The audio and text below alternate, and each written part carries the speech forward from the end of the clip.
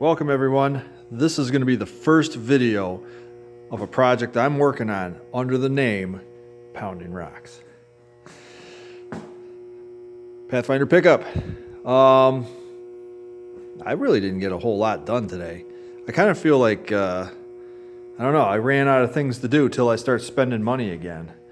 I really need to get an engine because this is really the phase that I'm at.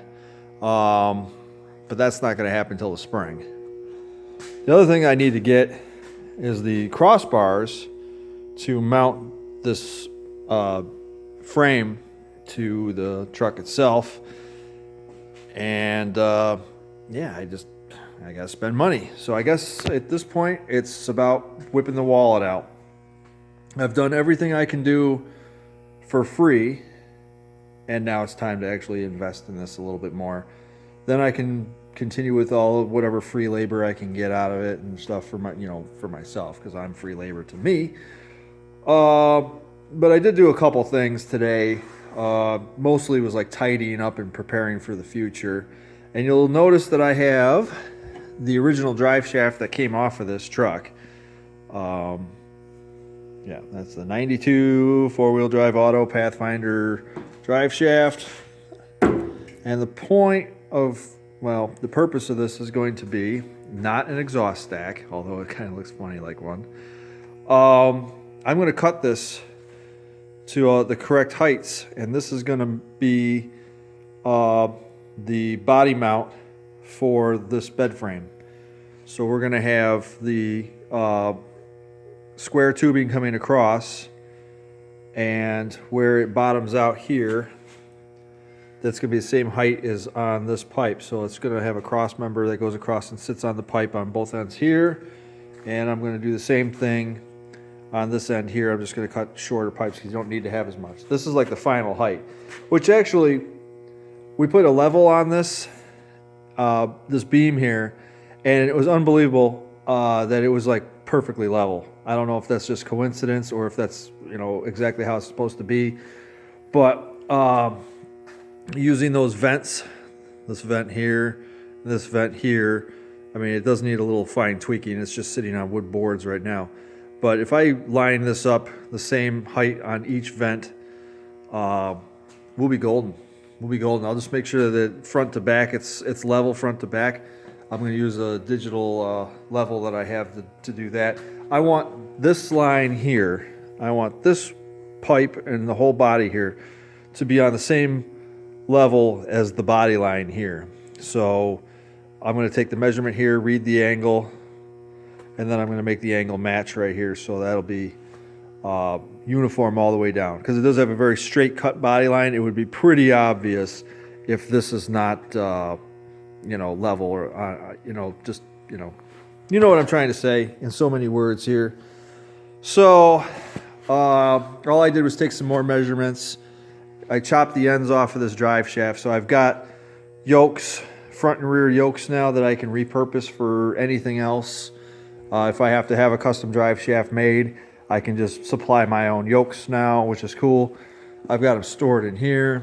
We've got two actually, because I chopped up two drive shafts. So this is the 3.3 liter V6 1991 that I chopped up, the Gold Digger Pathfinder that I chopped up about a year ago.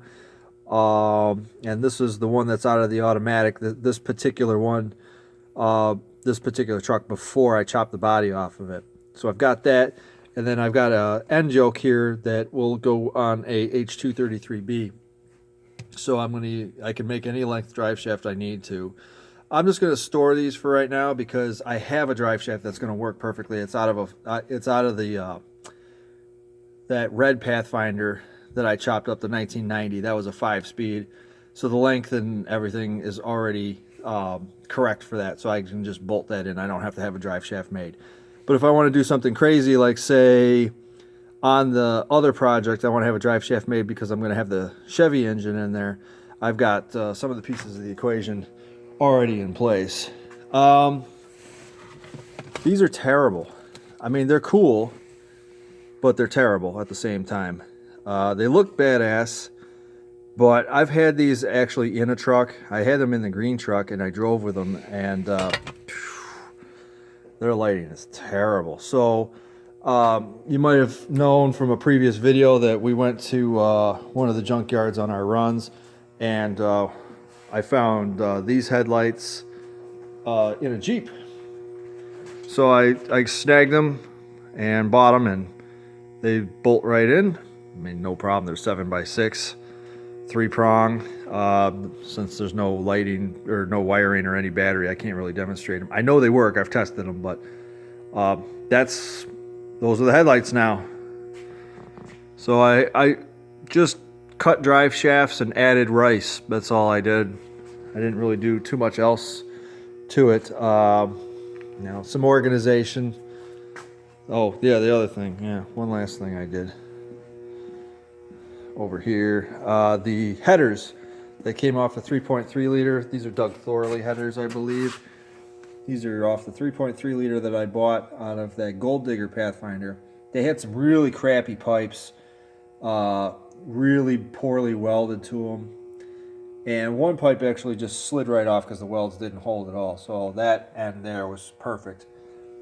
This end down here I had to chop a little bit, and I'm going to have to grind a little bit because they slid a pipe inside of it and then actually did booger welds around that.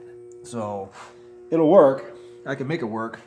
It just needs a little cleanup. So there's the headers for the exhaust here. Maybe getting a little bit ahead of myself because they still got to get the engine, and that's going to be the spring. But there's nothing wrong with planning for the future. And speaking of planning for the future, let me tell you a very handy trick that I do to keep my thoughts all in one spot.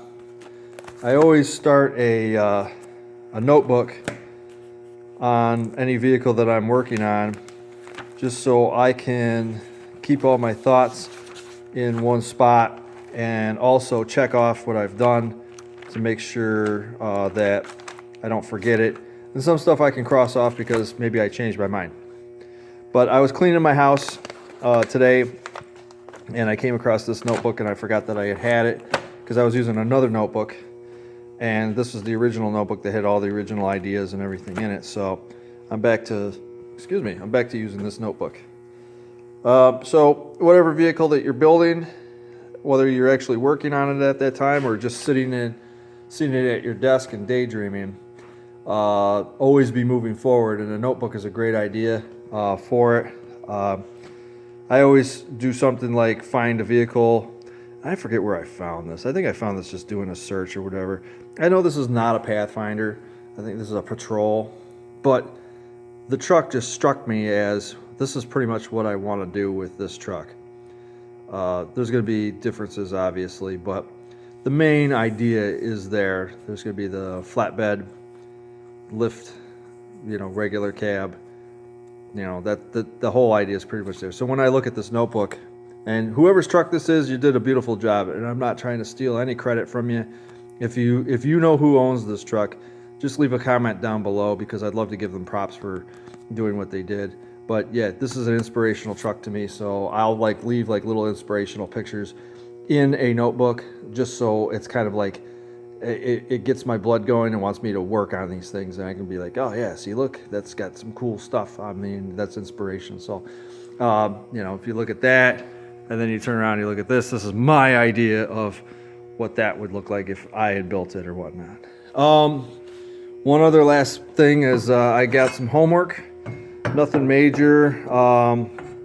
When you do a body lift like this one has, you have to make minor changes to some things like the brake lines, and some of the hoses don't reach anymore. So like in the case of the brake lines on the firewall, they're coiled, so you're able to just stretch them out a little bit so now they reach again.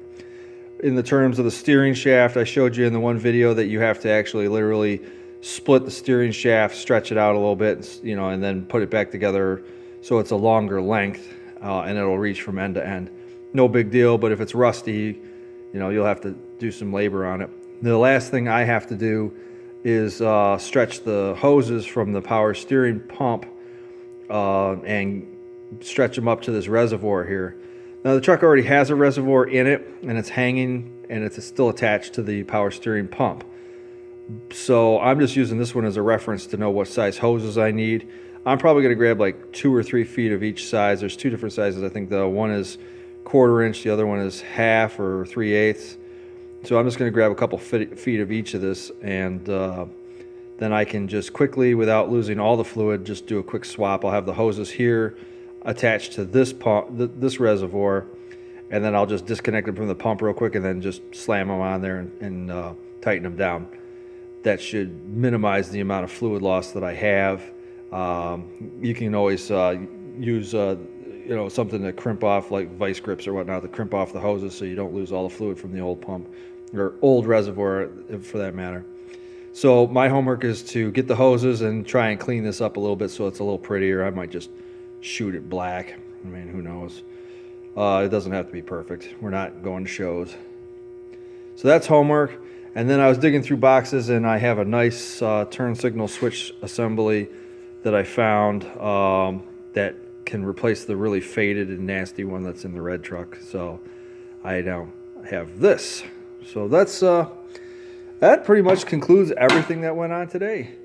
One interesting bit of information. You'll see I've got a cardboard tube here, right here. Probably wondering where I got that. You'd be curious to know that inside the drive shaft of a Nissan Pathfinder is this coiled up piece of cardboard. It runs the length of the shaft, and I cut up 2 drive shafts today. I chopped up that one right there, and I chopped up another one that is, that's this one right here. I chopped up this one right here, and this cardboard is out of this tube. I'm not sure exactly why Nissan would need to put cardboard in there other than moisture control, or is it to limit the amount of, to kind of like work as a damper of some kind. You look in there, there's cardboard in there. It runs the entire length. I haven't taken this one out because I'm gonna grind these burrs down and it should slide right out. And I didn't do that tonight. I don't know, I just didn't get a whole lot done, but yeah, there's a tidbit of information, and I'm running out of time, so I just want to thank everybody, and have a good one.